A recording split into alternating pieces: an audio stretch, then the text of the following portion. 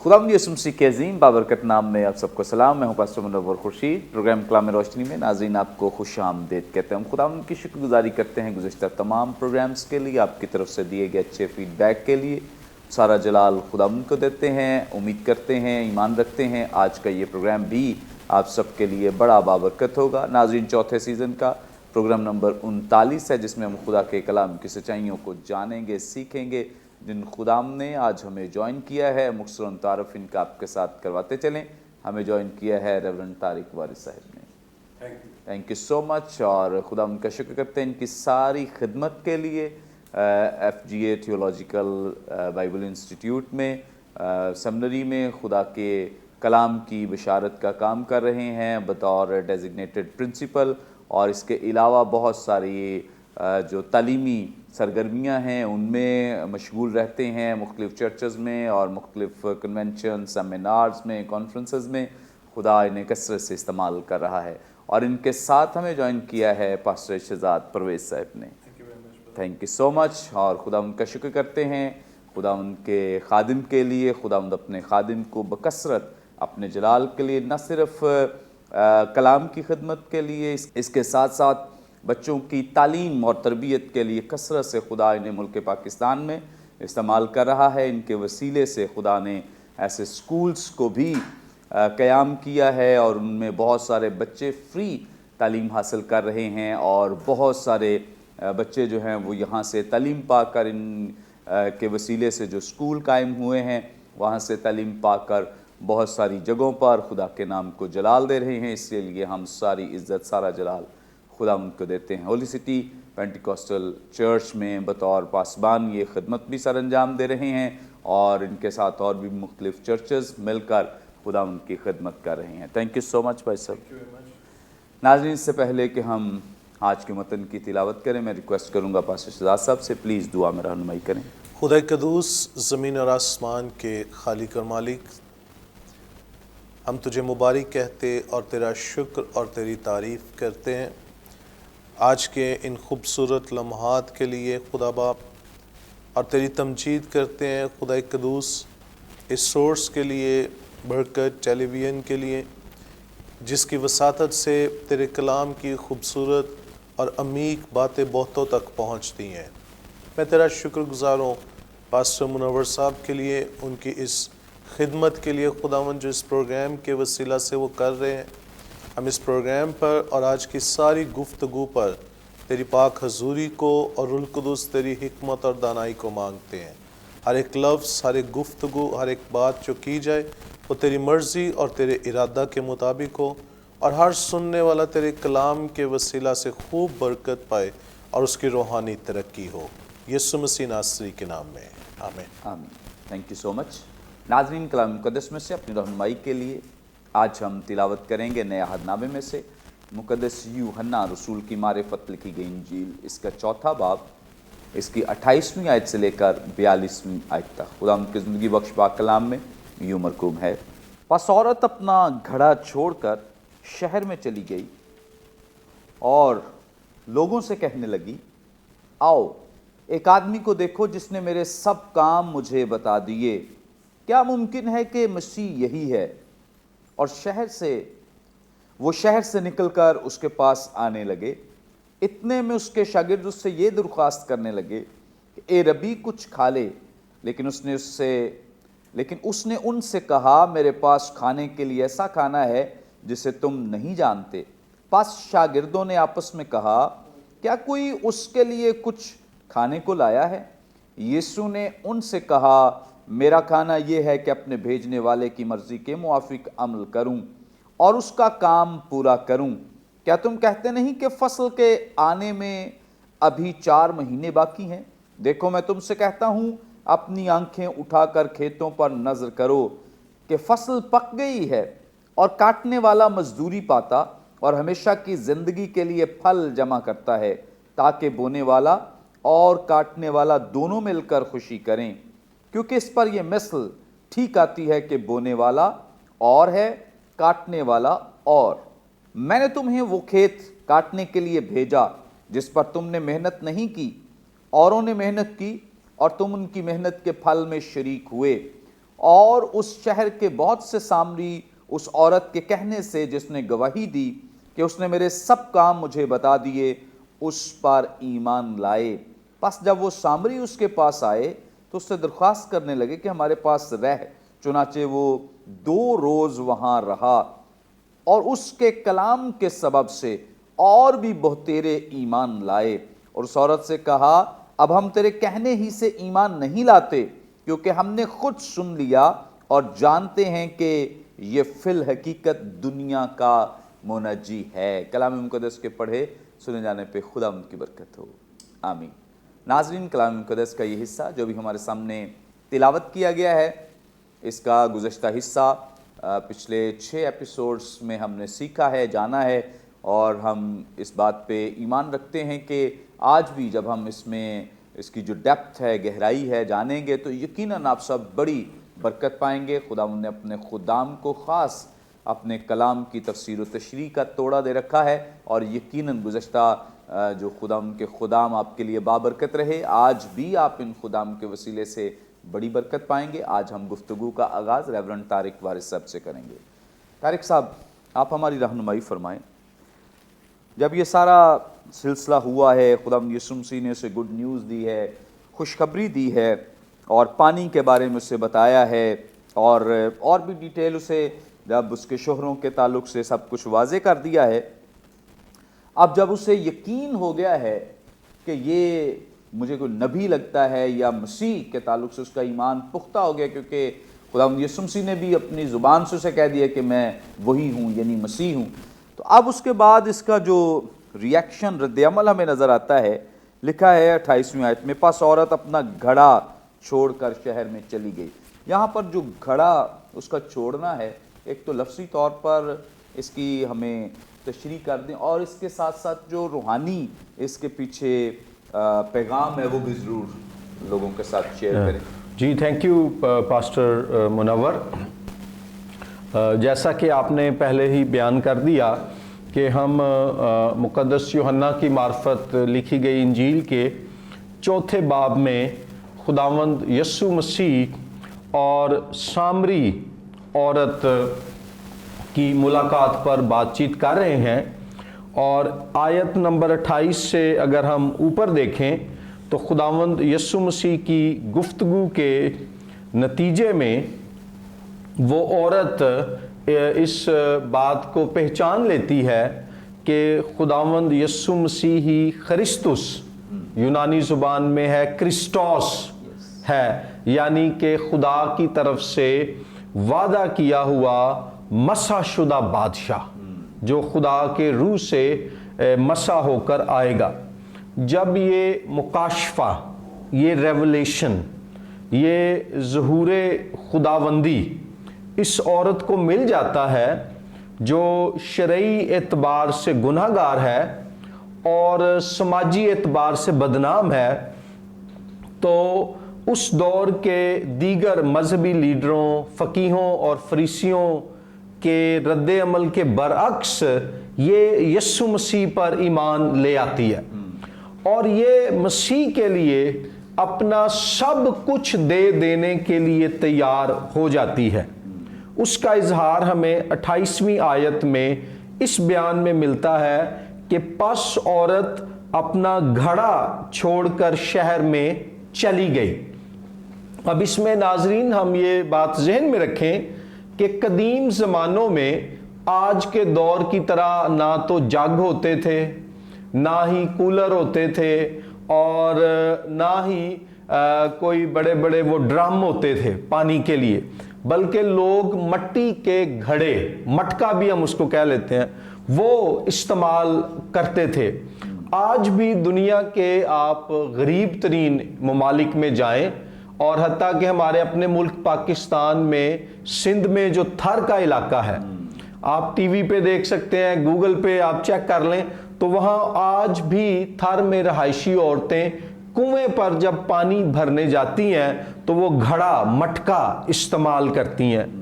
اب اس عورت نے جب اپنا گھڑا چھوڑ کر شہر کی طرف جانے کا فیصلہ کیا ہے اور لوگوں کو یسوع مسیح کے بارے میں بتانے کا چناؤ کیا ہے، تو اس میں ایک دلچسپ بات ہمارے لیے یہ ہے کہ یعقوب کے کنویں سے ملنے والے پانی کی جگہ اسے ایک زیادہ بہتر اور قیمتی اور قابل قدر پانی مل گیا ہے، اور وہ پانی ہے خداوند یسوع مسیح کی طرف سے بخشا گیا زندگی کا پانی۔ تو وہ جو ہے جسم کو فرحت اور تازگی بخشنے والے پانی کو پیچھے چھوڑ کر جو ہے زندگی کے پانی یسوع کے پیچھے چلنے کا فیصلہ کرتی ہے، اور ساتھ ہی اپنے شہر میں رہنے والے، اور یہاں شہر سے مراد آج کے دور کے اعتبار سے دیکھیں تو گاؤں کے لوگ ہیں، اپنے گاؤں کے لوگوں کو وہ بتانے کے لیے چلی جاتی ہے۔ اب یاد رکھیں کہ انسان روٹی کے بغیر ایک خاص عرصے تک زندہ رہ سکتا ہے، مگر پانی کے بغیر زندہ نہیں رہ سکتا۔ اور اس عورت کا اپنی بقا کا جو ذریعہ ہے پانی، اور وہ اس ذریعے کو کنٹین کرنے والا، جگہ دینے والا جو آگے آلہ ہے یعنی گھڑا، وہ یہ خداوند یسوع مسیح کے لیے چھوڑنے کے لیے تیار ہے۔ تو اس کا مطلب ہے کہ ٹوٹل سرنڈر ٹو جیسس، مکمل طور پر خود کو یسوع مسیح کے تابع کرنا، اینڈ فل ڈیڈیکیشن، خود کو مکمل طور پر اس کی پیروی اور اس کی گواہی کے لیے وقف کرنا، اس حد تک کہ جسمانی طور پر مینز آف سروائیول، بقا کے جتنے بھی ذرائع دستیاب ہیں ان سب سے انکار کر دینا، اور اس بات پر توجہ لگا لینا کہ یسوع المسیح ہی میری بقا، حیات اور زندگی کا وسیلہ ہے۔ اب یہاں ہم یاد رکھیں ایک اور بات کہ جب یہ اپنا گھڑا چھوڑ کر اپنے شہر یعنی گاؤں کو جاتی ہے تو نمبر ایک تو یہ ایک عورت ہے۔ اس زمانے میں جو رومی قانون تھا، یہودی ثقافت تھی، پھر جو یہودی ربی تھے خاص طور پر یوسیفس، یہ سب لوگ عورت کی گواہی کو نہیں مانتے تھے۔ اور اب یہ ایک عورت ہے نمبر ایک، پھر نمبر دو ہے یہ ایک گناہ گار عورت ہے، نمبر تین ہے یہ ایک سامری عورت ہے۔ تو دنیاوی اور سماجی اعتبار سے سارے نکات اس کے پوائنٹس اس کے خلاف ہیں، لیکن جب اس کو یسوع کے مسیح ہونے کا مکاشفہ ملتا ہے تو یہ اپنی زندگی کی بقا کے ذرائع کو ایک طرف رکھ کر مسیح کی پیروی اور گواہی کا فیصلہ کرتی ہے۔ اب اس میں ایک اور بات بڑی دلچسپ ہے ناظرین، کہ اگر ہم پرانے عہد نامے میں سے پیدائش کی کتاب میں جائیں، باب نمبر 24 اور آیت نمبر 14 پڑھیں تو وہاں پر جب ابراہیم نے اپنے خادم الیزر کو بھیجا کہ تو میرے بیٹے اسحاق کے لیے میرے ہی گاؤں یا میرے ہی علاقے اور میرے ہی لوگوں میں سے بیوی لے کر آ، تو الیزر کی ملاقات ہوتی ہے ربکا سے، اور ربکا جو ہے یہ یعقوب کی ماں تھی۔ ابراہیم سے اسحاق پیدا ہوا، اسحاق سے جو ہے یعقوب پیدا ہوا، اور عیساؤ پیدا ہوا، اور اسحاق کی بیوی کا نام تھا ربکا۔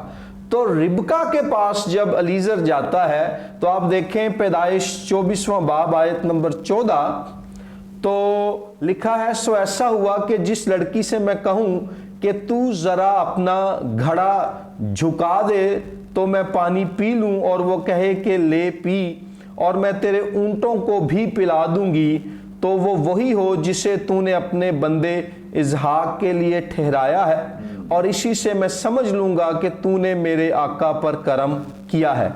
تو ربکا جو ہے یعقوب کی ماں الیزر کو اس کے اونٹوں کو پانی پلاتی ہے، اپنا گھڑا اس کے لیے جھکا دیتی ہے، اور بعد میں ربکا کا خاندان الیزر سے کہتا ہے کہ اب تو ہمارے پاس رہ، यहाँ गौर कीजिए, बड़ी दिलचस्प बात है यहूदी तनाजुर में कि सामरी भी कहते थे हम याकूब की औलाद हैं, तो याकूब रिबका का बेटा है, रिबका की औलाद है।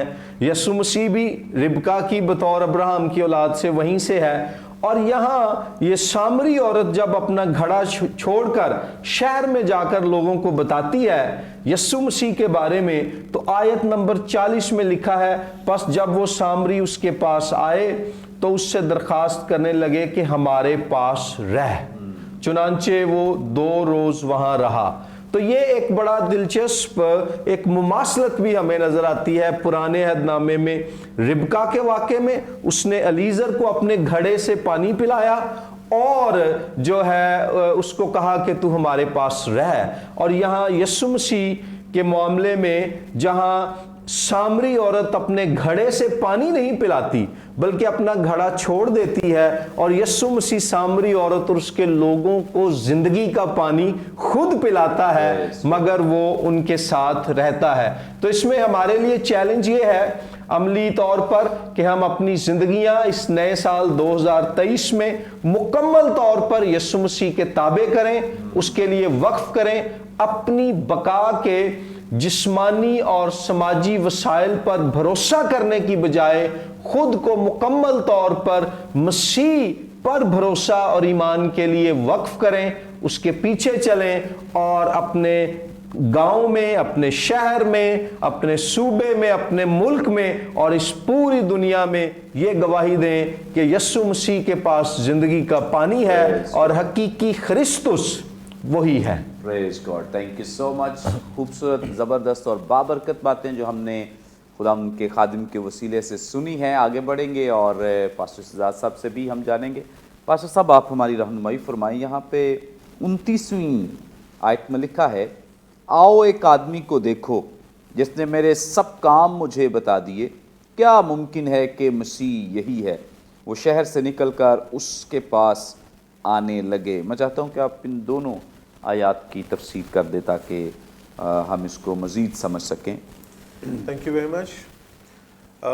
इन दोनों वर्सेस के अंदर जो पीछे गुफ्तगू चल रही है उस सारे पैराए में जब हम देखें तो कुछ थोड़ी सी झलक ये नज़र आती है कि मसीह के बारे में उसने समझा तो है, लेकिन क्राइस्ट का एक मुकम्मल मुकाशफा जो है ना वो यकीनन अभी तक उस पर जो वो पूरा नहीं खुल पाया।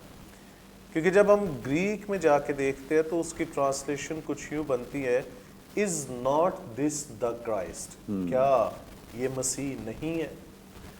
और जो लफ्ज़ नॉट है वो गैर यकीनी सी सूरत हाल पेश करता है। मेटे उसके लिए यूनानी लफ्ज़ इस्तेमाल हुआ है, और ये मेटे भी जो है ये मुरक्कब है मे और टेस का। मे मीन्स नॉट और टेस मीन्स सर्टन, यानी वो एक बिल्कुल 100% जिसे कहते हैं वो यकीन की हालत में नहीं, लेकिन वो एक ऑफर कर रही है, एक इन्विटेशन दे रही है, आओ देखो कि जो काम उसकी लाइफ में हुआ है, क्योंकि उसके लिए हैरान कुन था। उसने किसी को बताया नहीं हुआ था, किसी के साथ शेयर नहीं किया था। शायद उसके जो सामरी लोग थे वो जानते थे, लेकिन यहूदी तो बिल्कुल नहीं जानते थे, क्योंकि ये किसी तरह का बर्ताव रखते ही नहीं थे उनके साथ। सो इनका तो गुफ्तगू करना या एक दूसरे के साथ बैठना ये एक नामुमकिन सी सूरत हाल थी। सो यीशु मसीह बहसीयत यहूदी उसके बारे में या उसकी लाइफ के बारे में, उसके ख़ानदान के बारे में जान ले, ये तो नामुमकिन सी बात थी। सो वो भी इस चीज़ को रियलाइज़ करती थी, समझती थी, इसीलिए उसने उसकी हैरानी जो है ना, उसका शशदर होना इस बात पे था कि उसने मुझे सारे काम बता दिए जो मैंने किए। क्योंकि जब उसे कहा अपने शौहर को लाओ, उसने कहा मैं बेशौहर हूँ, तो क्राइस्ट ने वो सारी हिडन बातें जब वो निकाल के सामने जब वो रख दी। तो यहाँ पे इसकी लाइफ जो चेंज हुई है वो इस एक सबब से हुई। और फिर जब बिलखुसूस इसके अंदर जो एक ख़ास चीज़ जो मुझे फील हो रही है वो ये है कि क्या मुमकिन है कि मसीह यही है। समटाइम ये बहुत ज़रूरी है।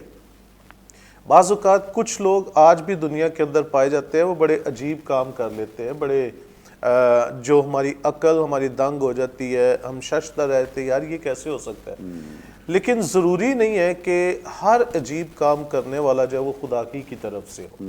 ہمیں اس کی کنفرمیشن کا ہونا جو ہے وہ ضروری ہے. اس کو سمجھنا، جیسے ہر تعلیم کو جاننا ضروری ہے، ہر شخص کو جاننا جو ہے وہ ضروری ہے.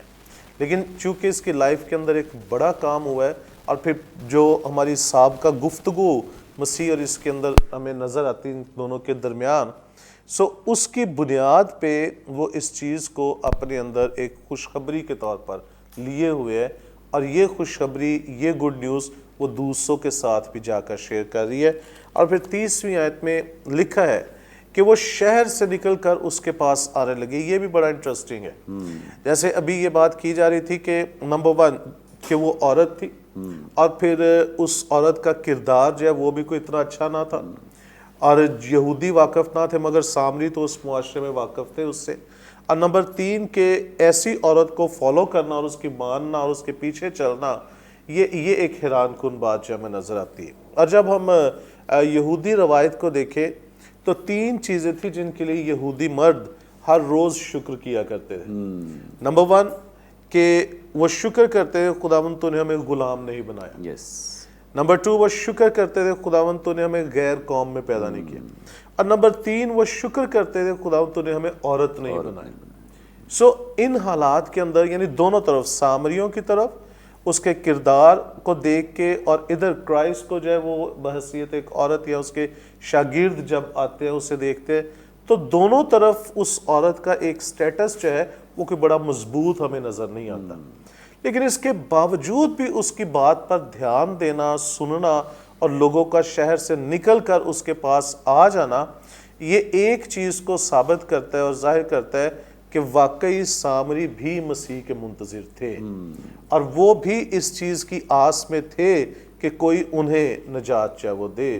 گویا سلویشن کا ایک تصور یا ایک ڈیزائر جو ہے وہ ان کے اندر بھی پائی جاتی تھی. جب انہوں نے یہ دیکھا کہ یہودیوں میں سے ہی، اسی قوم میں سے ایک شخص ایسا ہے جس کے تعلق سے ہی بتا رہی ہے، تو وہ سب اس کے پیچھے جو ہے وہ چلے، اس کو فالو کیا، آئے ہے اور اس کی جو ہے وہ سنی ہے.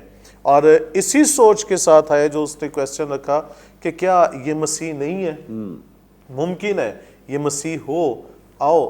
تو سننا جو ہے وہ کرائسٹ کی سننا، یعنی آج موجودہ دور کے اندر ہم دیکھیں تو مسیح کی شناخت کے لیے، مسیح کے مکاشفہ کے لیے، مسیح کو سمجھنے اور جاننے کا ایک ہی سورس ہے، اور وہ خدا کا کلام.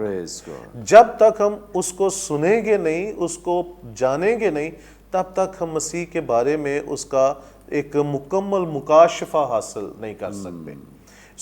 2 چیزیں ہیں جو ان آیات کے وسیلے سے میں اپنے سننے والوں تک پہنچانا چاہوں گا. نمبر 1، کبھی اپنی زندگی کے اندر جو ہے وہ عجیب کام دیکھ کر، عجائبات دیکھ کر تو آپ ایک دم سے جو ہے وہ متحرک نہ ہو جائے. یہ دیکھیے کہ کیا وہ خداوند کی طرف سے ہیں کہ نہیں ہیں. کیونکہ آج کل دنیا کے اندر بہت سے عجیب کام ہو رہے ہیں، عجیب باتیں ہو رہی ہیں، عجیب تعلیمات جو ہے وہ دی جا رہی ہیں. ہر کام اپریشیٹ کرنے کے لائق نہیں، ہر تعلیم قبول کرنے کے لائق نہیں، ہر سوچ جو ہے وہ اڈاپٹ کرنے کے لائق نہیں. تو یہ پرکھ ہونا جو ہے وہ بہت ضروری ہے، امتیاز کرنا بہت ضروری ہے. اور نمبر 2 کہ جب ہمیں امتیاز ہو جائے، پرکھ ہو جائے، تو پھر فالو کرنے سے ہچکچانا نہیں ہے، پھر ہمیں چلنا ہے، پھر سارے شکوک و شبہات کو دور کر کے مسیح کی پہچان میں آگے بڑھنا. پریز گاڈ. زبردست، خوبصورت باتیں، اور بڑی زبردست بات کی ہے پاسٹر صاحب نے کہ ہمارے پاس جو سورس ہے وہ صرف اور صرف خدا کا کلام. اگر اس سے باہر کوئی آپ کو سٹوریاں سنائے یا کوئی بہت ساری پروفیسیز آپ پہ کرنا شروع ہو جائے جس کا تعلق خدا کے کلام سے نہیں ہے، تو سمجھ جائیں کہ یہ خدا کی مرضی کے مطابق باتیں نہیں ہیں. آج کل تو بہت ساری آپ کو ایک ہی وقت میں کئی دفعہ انبیاء کرام کے بارے میں سٹڈی کرتے ہیں. کچھ سال میں کسی پر ایک نبوت آئی، 2 سال میں آئی، کسی پہ 5 سال کے بعد کوئی نبوت آئی. آج کل تو ایک بندہ ہی کھڑا ہو کے کوئی 100 200 نبوتیں کر دیتا ہے. سمجھ نہیں آتی اتنی نبوتیں کہاں سے آ جاتی ہیں اور کیسے یہ لوگ اس طرح کی نبوتیں کرنا شروع ہو جاتے ہیں. یاد رکھیں کہ جس کی بنیاد کوئی بھی بات ہو، کوئی کام ہو، کوئی نیوز ہو، کوئی ایسی عجیب چیز جو خدا کے کلام سے باہر ہے اور خدا کے کلام میں سے نہیں ہے، ہمیں اس کا یقین کرنے کی ضرورت نہیں. ہمارے پاس ایک ہی کرائٹیریا ہے اور وہ صرف اور صرف خدا کا کلام ہے. جو خدا کے کلام میں سے ہے اسے ہمیں قبول کرنا ہے, اس کا یقین کرنا ہے اور ان ٹیچنگز کا بھی اعتبار کرنا ہے جو خدا کے کلام پر مبنی ہیں. لیکن اگر کوئی چیز خدا کے کلام سے نہیں بیان کی جا رہی تو اس کا مطلب ہے انہیں ماننے کے لیے بھی ہمیں تیار نہیں ہونا چاہیے. ناظرین, یہاں پہ وقت ایک بریک کا لیں گے, ایک شارٹ بریک. ہمارے ساتھ رہیے, دیکھتے رہیے پروگرام کلام روشنی.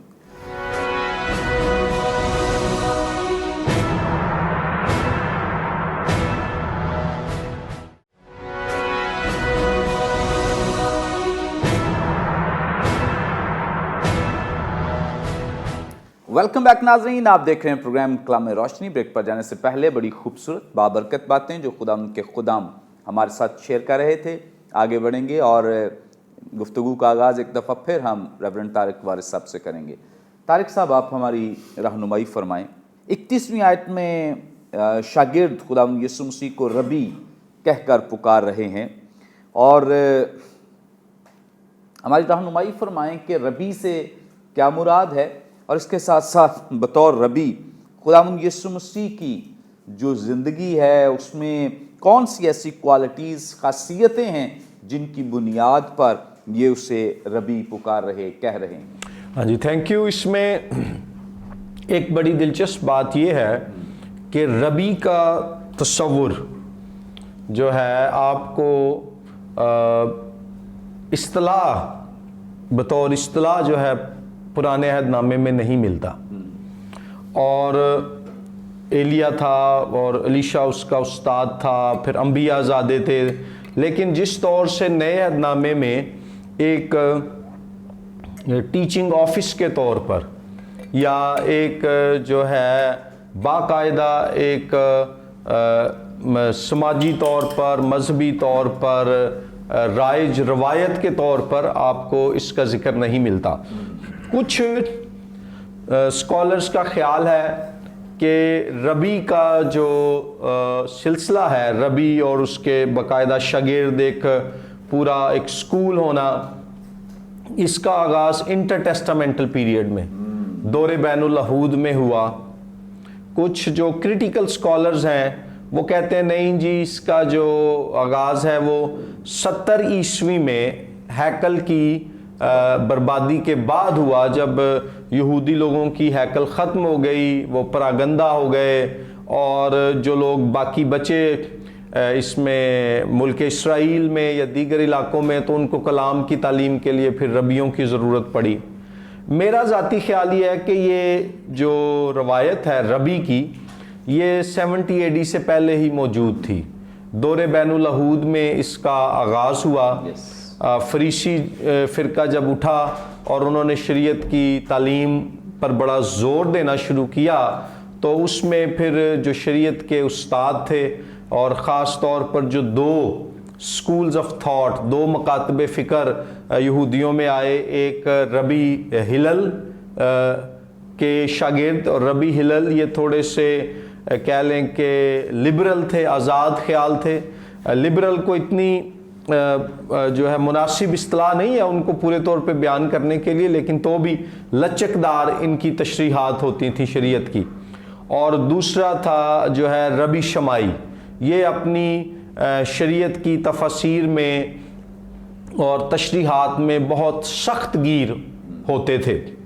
تو یہ اور جو ایک ربی بننے کے لیے شریعت کی تعلیم کا حاصل کرنا لازمی تھا.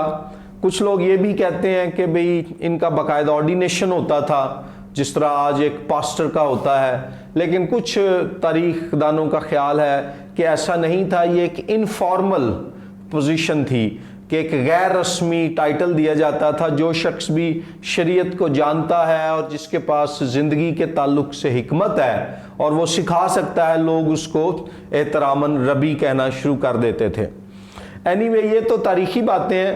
ہم یہ دیکھتے ہیں کہ کم از کم اناجیل میں 15 مرتبہ خداوند یسوع مسیح کو ربی کہا گیا ہے, اور زیادہ تر ان کے شاگردوں اور پیروکاروں ہی کی طرف سے کہا گیا ہے. ایون آپ اپنا یوحنا کی انجیل دیکھیں تو اس کے پہلے باب کی آیت نمبر 37 میں جو ہے مسیح کے شاگرد لکھا ہے اس کے آخری حصے میں، انہوں نے اس سے کہا اے ربی، یعنی اے استاد تو کہاں رہتا ہے۔ یہاں جو یوحنا کے جو شاگرد تھے وہ پھر جب مسیح کے پیچھے آئے تو وہ خداوند یسوع کو ربی کہتے ہیں۔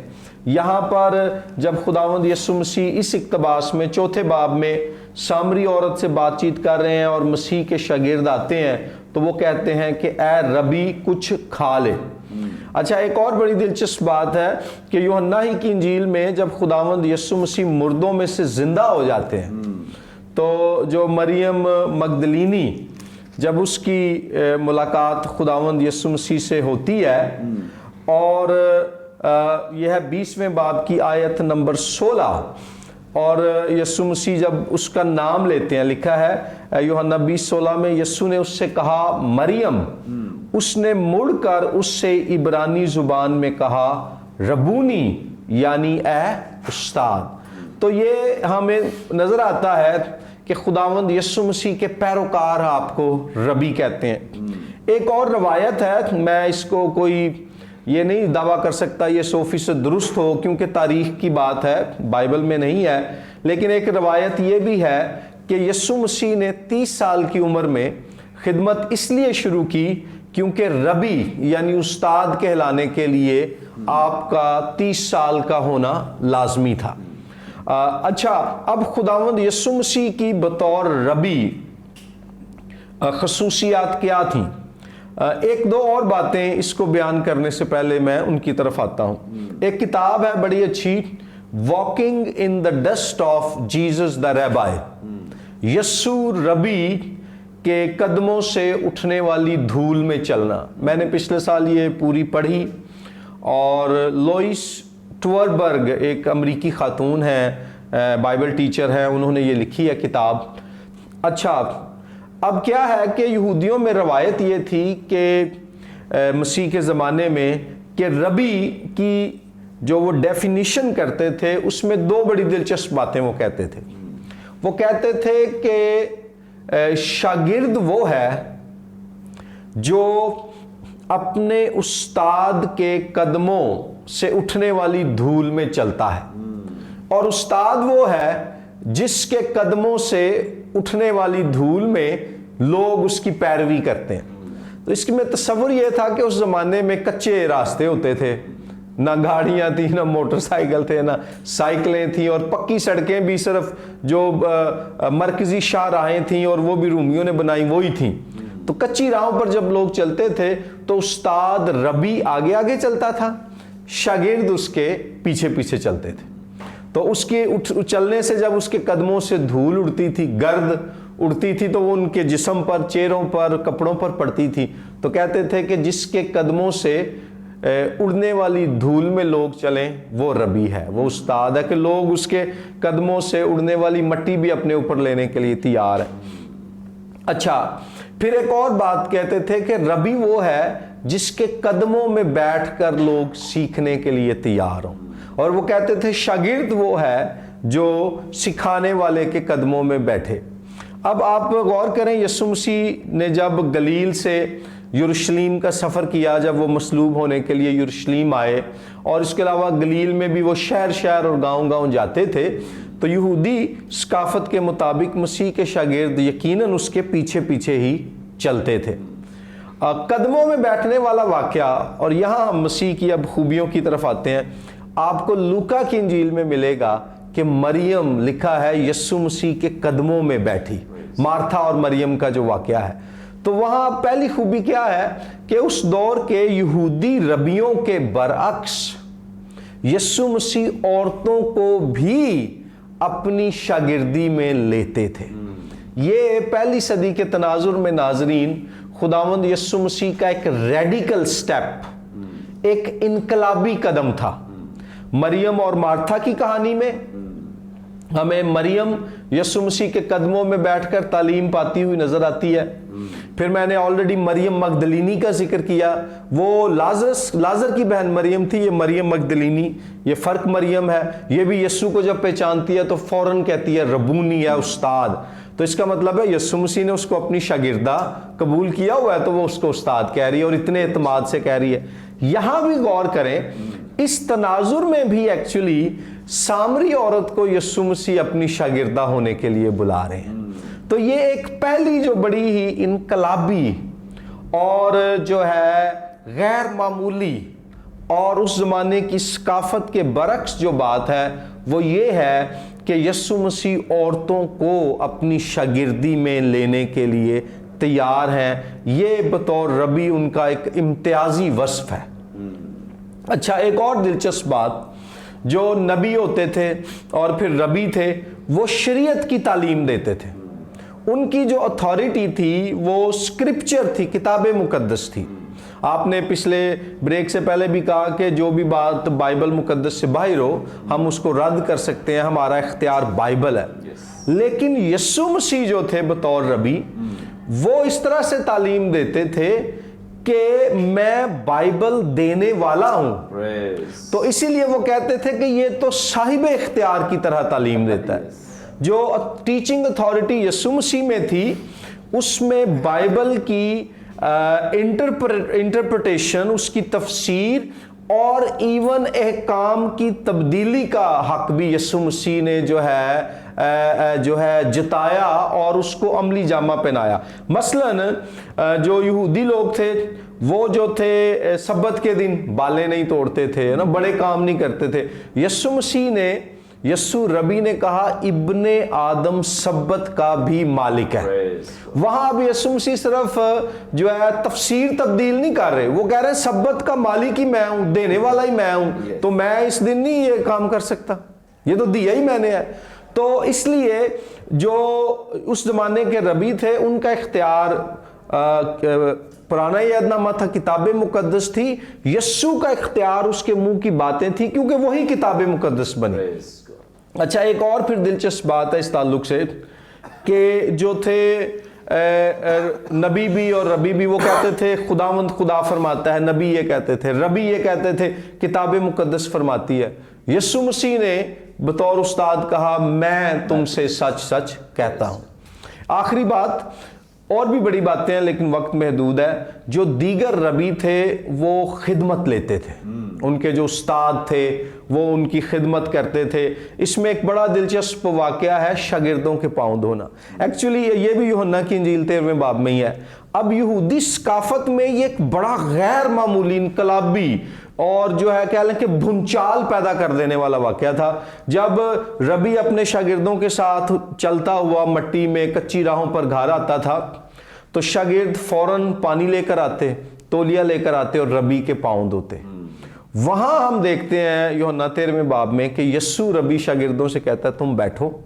وہ پانی لیتا ہے, وہ کپڑا لیتا ہے اور ان کے پاؤں دھونا شروع کر دیتا ہے. تو یسوع مسیح اس لحاظ سے بھی ایک غیر معمولی اور منفرد ربی تھا جس نے خدمت کرنے کا اور وہ بھی اپنے شاگردوں کی نمونہ قائم کیا. اور ناظرین, سب سے بڑی خدمت یسوع مسیح نے یہ کی کہ صلیب پر اپنی جان دی قوم اسرائیل اور دنیا کی تمام اقوام کے لیے, جن میں آپ بھی شامل ہیں جو یہ پروگرام دیکھ رہے ہیں, اپنی جان کی قربانی دی. جب یسوع مسیح نے کہا کہ ابن آدم اس لیے نہیں آیا کہ خدمت لے بلکہ خدمت کرے, تو آگے انہوں نے کہا اور اپنی جان بہتیروں کے بدلے فدیے میں دے. یعنی مسیح کا فدیہ, اس کی کفارہ بخش موت بنی نوع انسان کے لیے سب سے بڑی خدمت تھی. کسی اور ربی نے ایسا نہیں کیا. پریز گاڈ, تھینک یو سو مچ. بڑی زبردست خوبصورت باتیں, بابرکت باتیں جو ہم خدا کے کلام میں سے سیکھ رہے ہیں, خداوند یسوع مسیح کی شخصیت میں سے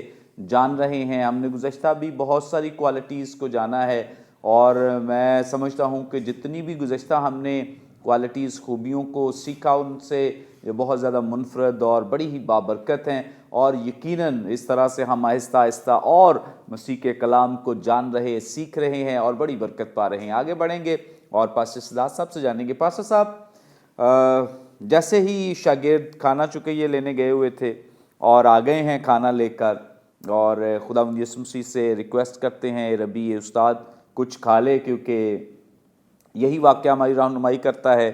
خداوند یسوع مسیح بڑے تھکے ہوئے تھے اور انہیں بھوک بھی لگی تھی اور شاگرد کھانا بھی اسی گھر سے لینے گئے ہیں کیونکہ خداوند یسوع مسیح نے بھی کھانا ہے، اور اب وہ ریکویسٹ کرتے ہیں کہ ربی تو کچھ کھا لے۔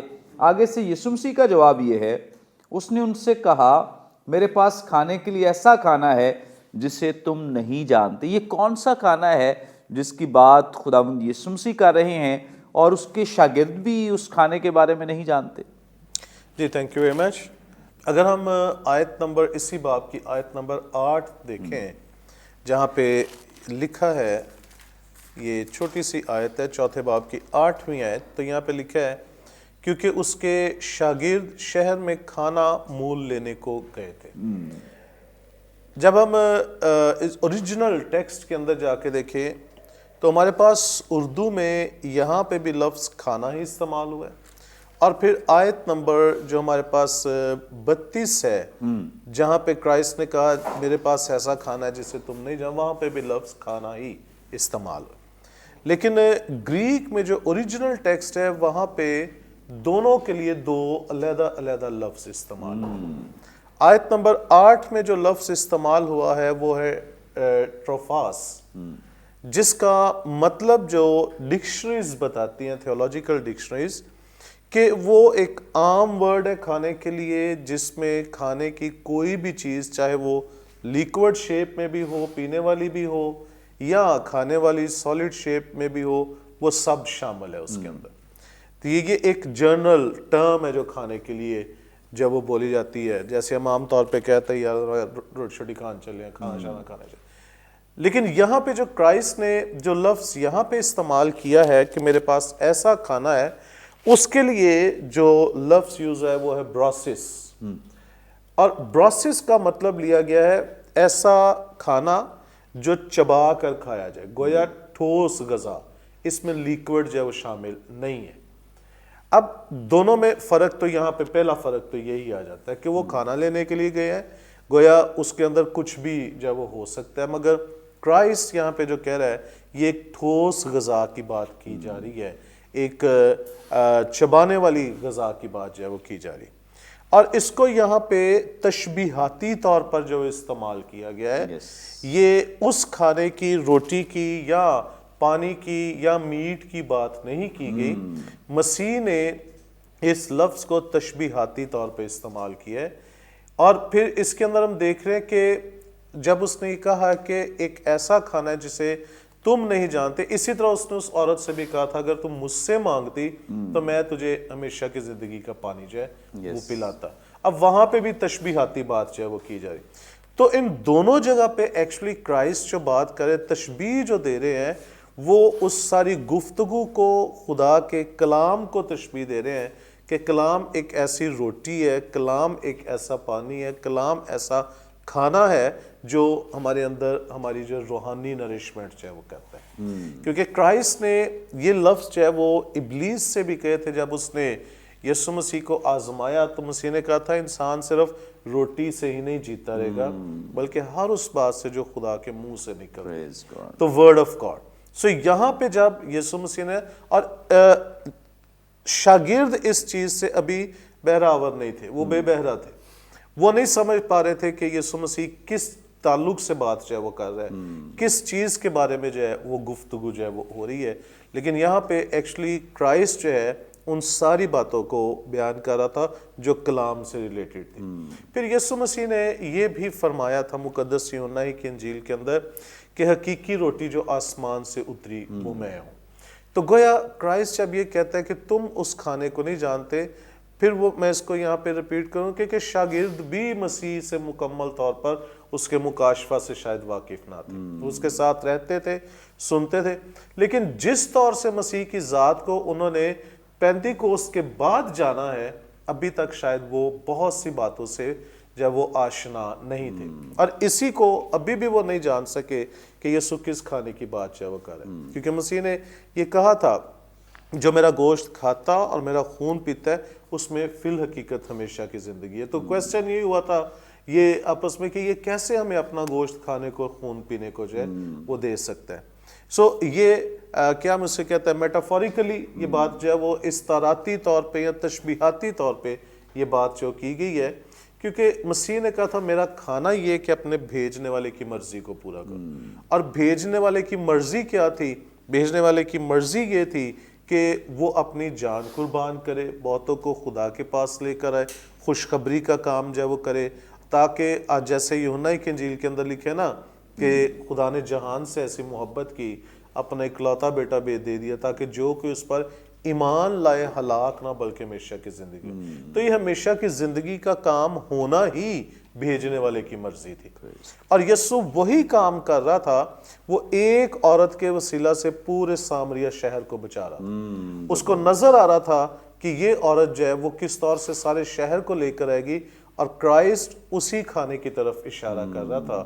وہ یہ مادی کھانے کی طرف, دنیاوی کھانے کی طرف, روٹی یا گوشت یا اور پینے والی چیزوں کی طرف اشارہ نہیں کر رہا تھا. اس کا جو اشارہ تھا وہ کلام کی طرف, زندگیاں بچانے کی طرف, اور اس مقصد کی طرف تھا جس کے تحت وہ اس زمین پر آیا ہوا تھا. پریز گاڈ. خداوند یسوع مسیح کا کھانا یہ ہے کہ وہ اپنے باپ کی مرضی کو پورا کرے, اور جو کام اس کے سپرد کیا گیا ہے, جو اسے دیا گیا ہے, اسے مکمل طور پر کاملیت کے درجے تک پہنچا دے. اور خداوند یسوع مسیح نے بخوبی اس کام کو سر انجام دیا ہے, اور ہم دیکھ سکتے ہیں کہ خداوند یسوع مسیح نے نہ صرف خود ایسا کیا ہے بلکہ اس بات کی ہی تعلیم دی ہے کہ ہم بھی اپنی زندگیوں میں سب سے بڑا اور اتم درجہ خداوند یسوع مسیح کو دے, کیونکہ کلام میں لکھا ہے کہ جو مجھ سے زیادہ اپنے باپ, ماں, بہن, بھائیوں, بیوی, بچوں کو عزیز رکھتا ہے وہ میرے لائق نہیں.